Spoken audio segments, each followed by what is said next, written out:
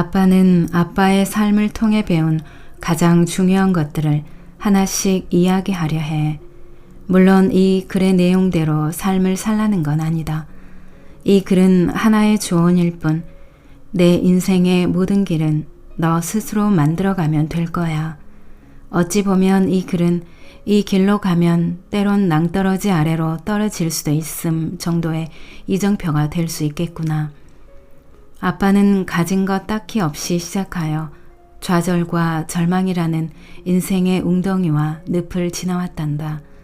그런 만큼 너는 아빠가 빠져서 허우적댔던 저 웅덩이와 늪을 피해가길 바란다.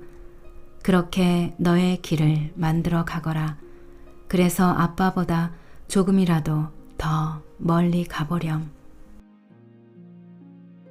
안녕하세요. 여러분의 삶이 눈부시게 빛나길 바라는 루나펄스입니다. 오늘 소개해 드릴 책은 아들아, 삶에 지치고 힘들 때 이 글을 읽어라 입니다. 지은이는 윤태진, 펴낸 곳은 다연 출판사입니다. 저자는 서울대 영상의학과 교수로 재직 중입니다. 이 책은 저자가 2017년부터 2018년까지 미국에 머물면서 아들을 위해 집필한 글 모음인데요. 세상에 대한 직관적인 통찰과 함께 아들을 향한 아빠의 애틋한 사랑이 책 전반에 걸쳐 스며들어 있습니다. 책의 제목만으로도 따뜻한 부성애가 느껴지는 것 같습니다. 아빠라면 누구나 아들에게 많은 이야기를 들려주고 싶어 하죠. 성공했거나 또는 실패의 경험담을 들려줌으로써 아들이 자신보다 더 나은 삶을 살길 바라는 것이 세상 모든 아빠의 마음일 것입니다. 여러분이라면 어떤 이야기를 들려주시겠습니까? 이 책은 직관적 통찰로 깨달은 세상사 인생 법칙과 더불어 아빠의 애틋한 부정을 고스란히 녹여내며 세상의 아빠들을 대변해 줍니다. 굉장히 많은 이야기들을 들려주고 있는데요. 책의 내용 중에서 제가 인상적으로 읽은 부분을 일부 낭독해 드리겠습니다. 오늘도 책과 함께 편안하고 따스한 시간 되시기 바랍니다. 살아라. 살아라. 마음 굳게 먹고 독하게 살아라. 절벽에 들이온 지푸라기라도 잡고 살아라. 욕을 처먹더라도 끈질기게 살아라. 비굴하게라도 살아라. 어쨌든 살아라. 죽지 말고 살아라. 살아라. 너의 세상 속에, 너의 우주 속에 살아라. 너의 시간 속에 살아라. 마음껏 경험해라. 글자가 없을 뿐더러 낼 수 있는 소리라고는 울음소리밖에 없던 그 시절. 그래서 지식이라는 것이 공유되지 못하고 후세에게 전달될 수 없던 그 시절. 우리는 오로지 경험에 의존해서 살았어. 그리고 우리는 살아남았지. 오늘날 우리 삶의 지혜 대부분 역시 경험에서 우러나온단다. 네가 원하는 삶을 살거라. 네 경험을 통해 삶의 지혜를 배우거라. 세상에서 가장 훌륭한 지혜는 몸소 겪은 경험에서 나온다는 사실을 잊지 말거라.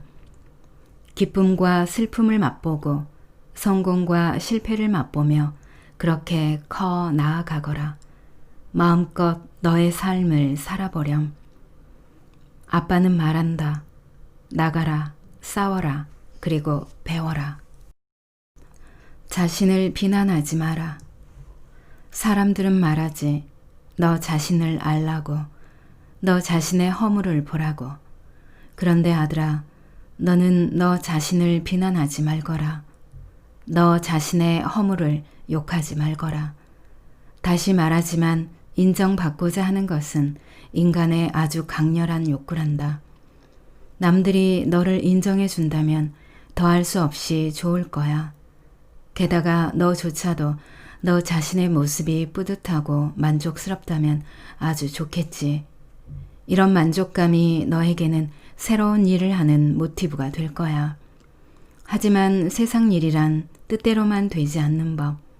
남들이 너를 인정해 주지 않을 때, 그리고 너 또한 네 모습에 만족하지 못할 때, 네가 느끼는 자존심의 상처와 자괴감은 이루 말할 수 없을 거야.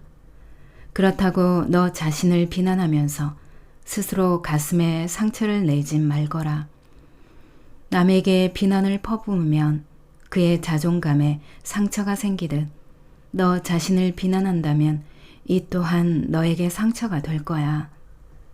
이런 상처는 평소 수면 아래에 있다가 힘들고 지친 상황이 되면 격렬히 요동치지. 너는 그 상처를 바라보며 더 큰 상처를 네 가슴에 만들게 되고, 명심하거라. 너를 가장 사랑해 줘야 할 존재는 바로 너 자신이야. 세상 그 누구도 너만큼 너 자신을 사랑해 줄 순 없단다.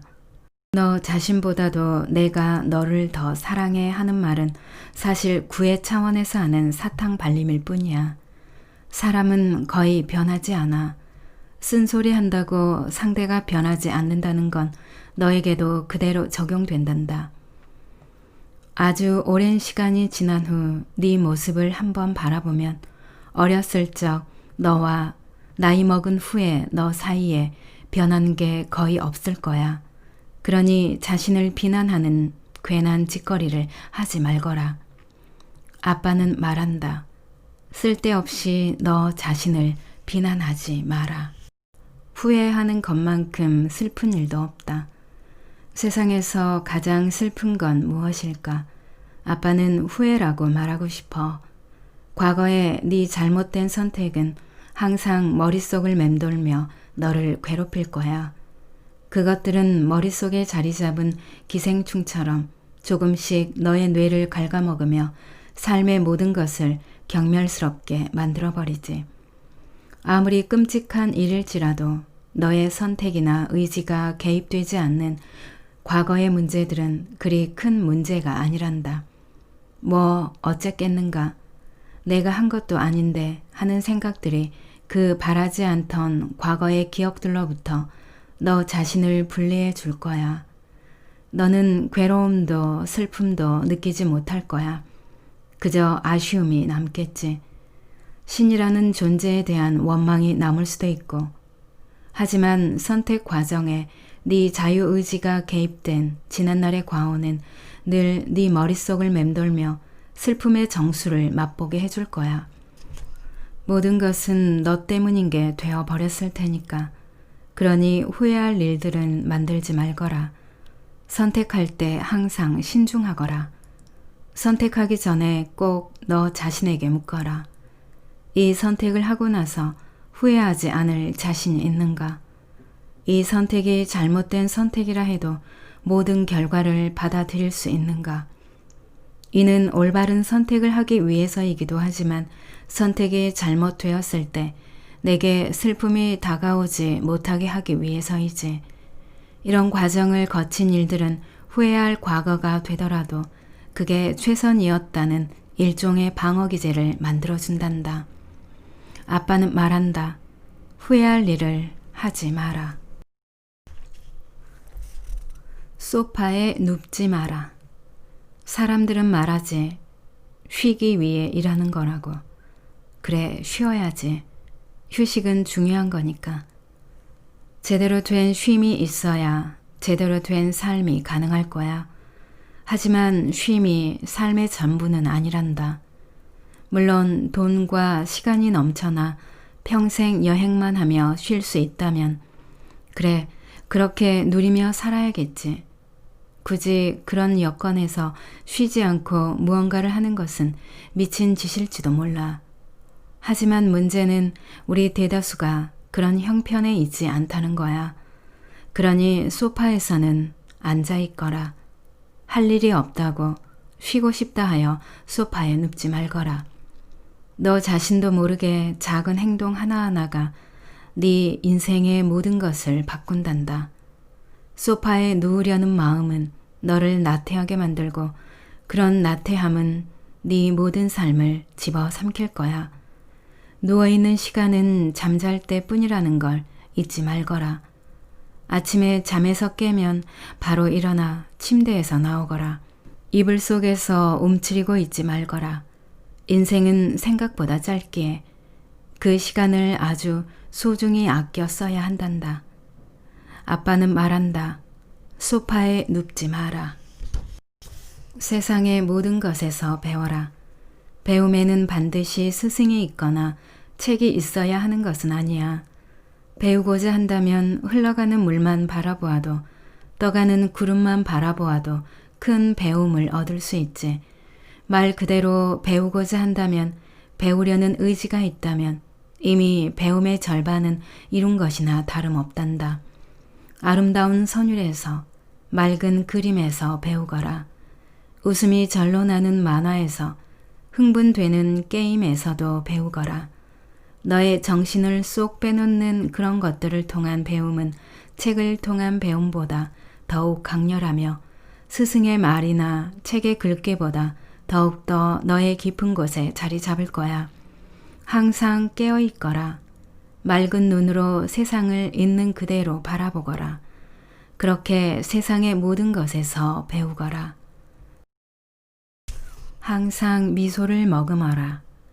세상은 확실히 살기 피곤한 것이다.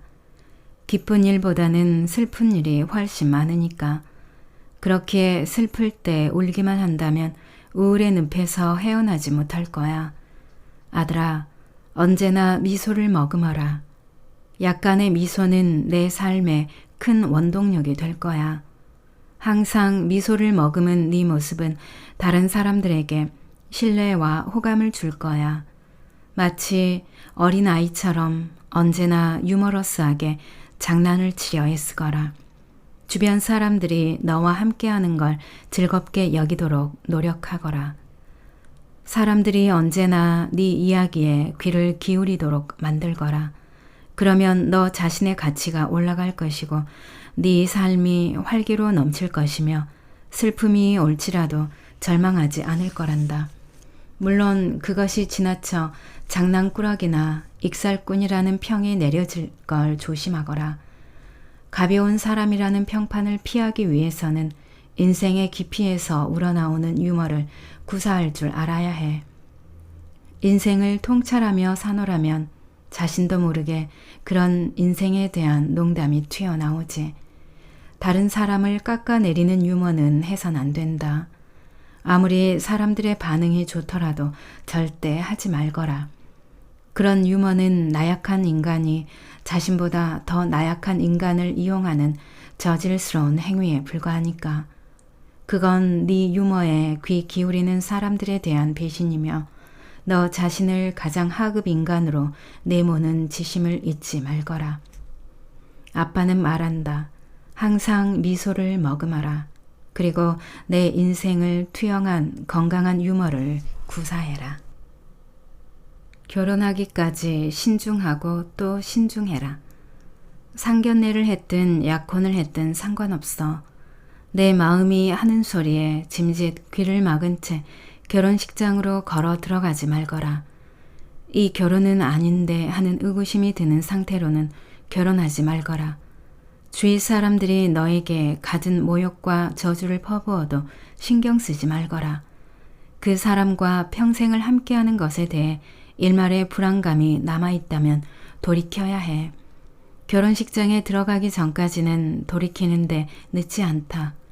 평생 짝이 될 사람을 선택하는 것은 인생의 그 어떤 선택보다도 중요하니까. 아빠는 말한다. 마음에 들지 않는 결혼이라면 언제든지 뒤집어라. 잠자는 것도 삶의 일부다. 잠자는 것도 삶의 일부란다. 잠을 잘 자야 다음 날을 제대로 보낼 수 있지. 아빠는 예전에 잠을 잘 이루지 못해 호되게 고생한 적이 있어. 예민한 성격 탓에 중요한 일들을 앞두고서 잠을 설쳤거든. 중요한 일을 앞두고 잠 한숨 제대로 못 자면 세상이 정말 노랗게 보여. 그동안 열심히 준비했는데 이런 상태로 중요한 일을 치러야 한다는 생각을 하니 많이 억울했지. 잠을 편히 잘 자야 한다. 아무리 큰 일을 앞에 두었더라도 잠을 잘 잘 수 있어야 해. 잠을 제대로 못 자면서 삶을 제대로 꾸리는 사람은 드물단다. 478 호흡법을 익혀두거라. 478 호흡법은 4초간 배를 부풀리며 코로 숨을 들이마시고 7초간 숨을 잠시 멈춘 뒤 배를 당기며 8초간 입으로 숨을 내뱉는 방법이야. 이 방법이 쉽지 않다면 그냥 복식 호흡을 하거라. 숨을 가슴이 아닌 배로 쉬는 방법이지. 내일 아침 전장으로 나가 적과 싸워야 할지라도 오늘은 편히 잠을 잘 수 있어야 해. 아니, 그런 상황이라면 다른 때보다도 더욱 숙면하는 네가 되어야 해. 잠을 다스릴 줄 알아야 삶을 다스릴 수 있단다. 아빠는 말한다. 잘 자라. 모든 사람에게 고개 숙여 인사해라. 네가 들르는 식당 아주버니께도 출근길에 마주치는 경비원 아저씨께도 내 일터를 청소해주는 어르신께도 고개 숙여 인사하거라. 윗사람에게도 아랫사람에게도 인사하거라. 상대방이 소리 없이 인사한다면 너는 소리내어 인사하고 상대방이 고개 숙여 인사한다면 너는 상대보다 더 고개 숙여 인사하거라. 사람에 대한 존중은 마음만 먹는다고 해서 나오는 게 아니야. 행동에서 나오지. 자신을 수고롭게 하면서 인사하는 것은 상대에 대한 존중을 너 자신에게 심어준단다. 언제나 모든 사람에게 정중히 인사하는 네 모습은 다른 이들뿐만 아니라 너 자신이 보기에도 아름다운 사람으로 인식될 거야. 네가 공경에 처했을 때 네가 진심으로 고개 숙여 인사하던 사람들은 너의 지지자가 될 수 없을지라도 최소한 네 등에 칼을 꽂지는 않을 거란다. 인사는 성공으로 가는 지름길임을 명심하거라. 아빠는 말한다. 모든 사람에게 정중히 고개 숙여 인사해라. 칼집에 꽂혀 있는 칼을 빼지 마라. 칼집에 꽂혀 있는 칼을 빼 보여주지 말거라. 칼집만 보여주는 거야. 칼자루에 네 손이 가 있음을 보여주는 그걸로 족하단다. 네 손가락들이 칼집에 꽂혀 있는 칼자루를 힘주어 움켜쥔 모습을 보여주기만 하면 돼. 칼을 꺼내어 너의 칼이 무딘 칼날을 가졌는지 날카로운 칼날을 가졌는지 다른 사람에게 보여주지 말거라. 칼집에서 칼을 빼들어 상대방에게 보여주는 순간 모든 게임은 끝난다.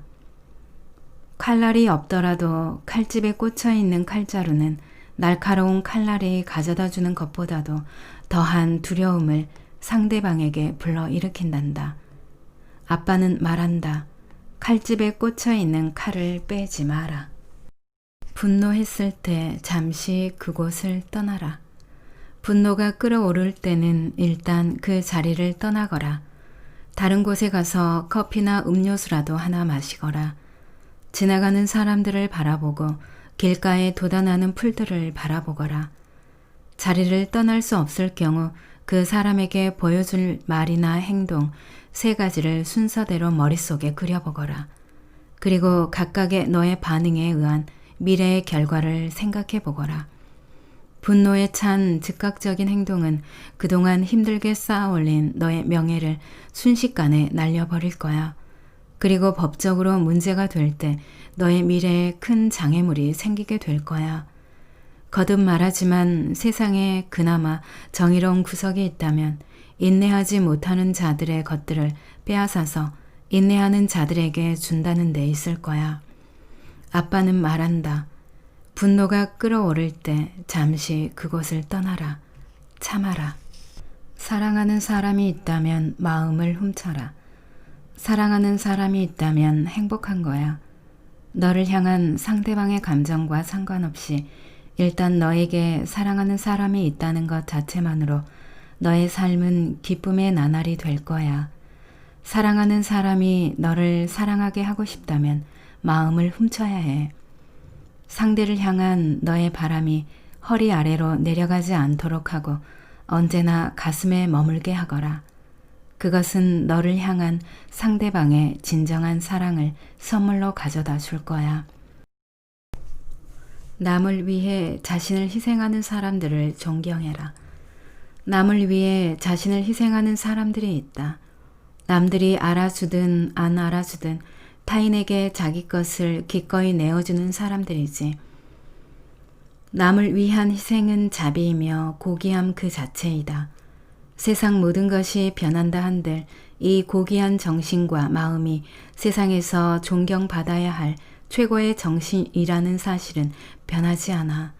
인간의 역사가 지속되는 한 그들은 영원히 추앙받아야 할 사람들이다. 그런 삶을 산다는 것은 어렵단다. 그렇게 네가 그런 삶을 살지 못해도 좋다. 다만 그들을 존경하거라. 너 자신의 길을 가라. 너 자신의 빛을 좇거라. 누구에게 의존하지 말고 너 자신의 빛이 인도하는 길을 가거라. 네 곁에 많은 사람이 있을지라도 그 사람은 너와 같은 방향으로 가는 것일 뿐 네 길을 가는 것은 너 자신뿐이란다. 이 삶의 길은 너를 위해 만들어진 너를 위한 길이다. 아빠는 말한다. 너 자신의 길을 가라. 나의 아들에게, 나의 아들, 처음으로 나에게 아빠라고 부르며 수줍게 웃던 나의 아들. 땀을 흘리는 나에게 다가와 흰 손수건으로 땀을 닦아주던 나의 아들. 집에 들어설 때면 언제나 달려와 내 품에 안겨 좋아했던 나의 아들. 아들아, 아빠랑 놀자. 낭독은 여기까지입니다. 여러분의 구독과 좋아요, 댓글은 저에게 큰 힘이 되는 거 아시죠? 오늘도 끝까지 들어주셔서 감사합니다.